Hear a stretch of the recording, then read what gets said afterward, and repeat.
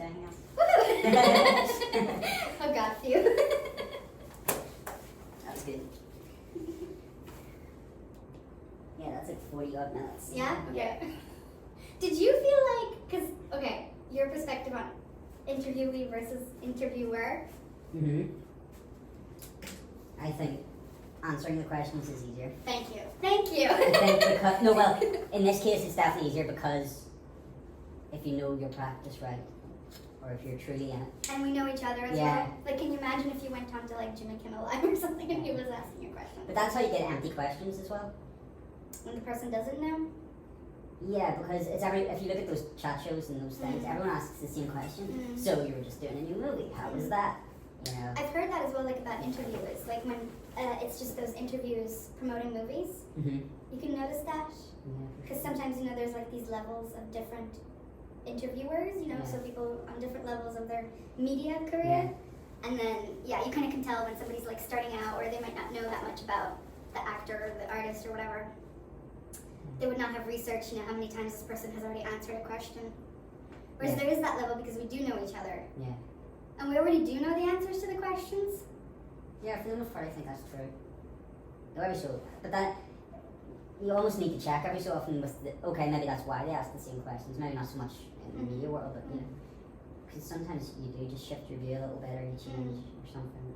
That too. And I think that kind of helps highlight like key points of things that happen for people. It's kind of interesting.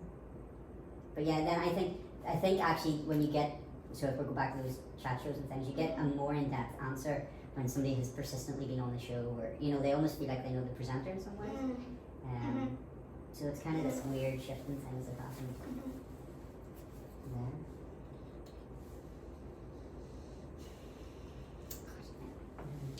Like interviews are a weird structure anyway because they are so constructed, and that thing of like they check questions, or you get this like kind of that journalism, like ambush journalism that's like, here's a question we didn't say we were going to ask you, and you get all these like famous walkouts and reactions, and it's kind of. Should we do do you want to do like a little exercise of like, just like maybe, do you think we'd get anything new? Like quickfire? Like if we just like, where Marina Abramovich, she did this thing with Ula where they're like just yelled at each other.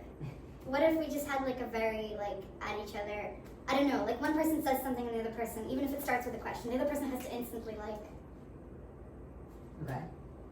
Has to respond with like thinking about it. Yeah. Because like those three, what were the three words that I said? Chaotic, colourful, and caring. Yeah. All First things that came into me, I was like, wow. And I was like sitting and I was thinking inside my head, this is so good. Well, it's kind of like that thing we were asked to do at the start of first year, and I guess some people did at the start of this year, of putting 10 words down. But it's kind of that thing of like, if you really sit and think about your practice and try to bring it to 10 words, you kind of start to realize like, how hard it is to do, because in some ways language is failing there, because you can read it in too many different ways when there's no word in context, and then even if you get a phrase, it's still context. So it's so weird to get this thing that you almost end up with like generalized practices in 10 words that actually are so ambiguous because of those 10 words. It's like, so it's kind of like this. No, I hated the 10 do you know what I mean? words. If we literally took the words chaotic, colourful, and caring, you're like, if you think of those just as the words and their meanings and how, Write that down. in one place, they're kind of. What would be have you? Not done this any year, I didn't words do this 10 year? words this year, but I'm sure, I don't know, 10 words, under. Or even 3. Well, 3. Yeah.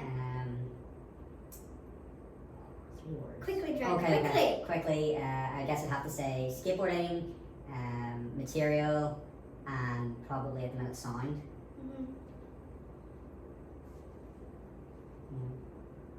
Yours are very like looking in and specific, whereas mine are more like looking out. But I think you worded that question as well, probably like. What was the wording of the actual question? Just like, how would you describe your art practice? Yeah, I think it was just, well, if you 3 words, then, Yeah. My note just says 3 words, so I'm not sure about Okay. my actual question. Yeah, and I think, like, I suppose when you're saying that about mine, the stuff being inward, I think that is a lot of what I do. Do you know what I mean? A lot of what I do is about, in some ways, it's about me first, because that's the way I have to address. I need to know, like, okay, this is, in some ways I'm exploring where I already stand on a thing. Like I feel like I know, but actually going into it deeper, I have to know, like, go in and understand that actually, hang on, no, this is really where your positioning is, or really. So I end up with this weird thing of like, I have to make work that's all about me in a sense to make anything after that be something I can present, because I almost need to know my stance as a thing before.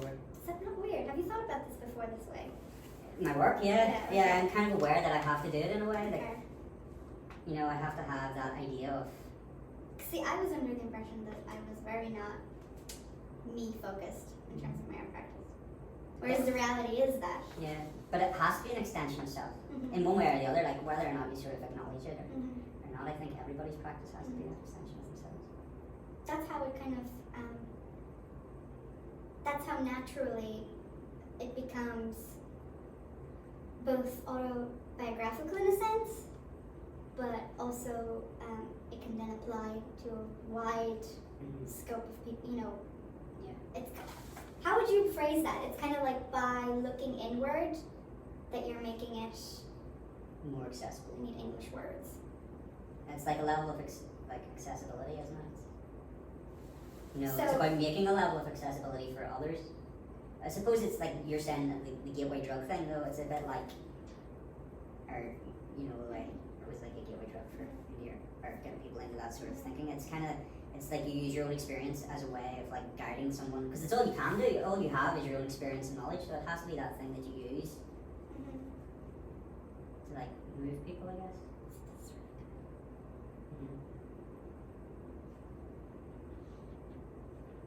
Yeah, I don't know. Need to record this. That problem.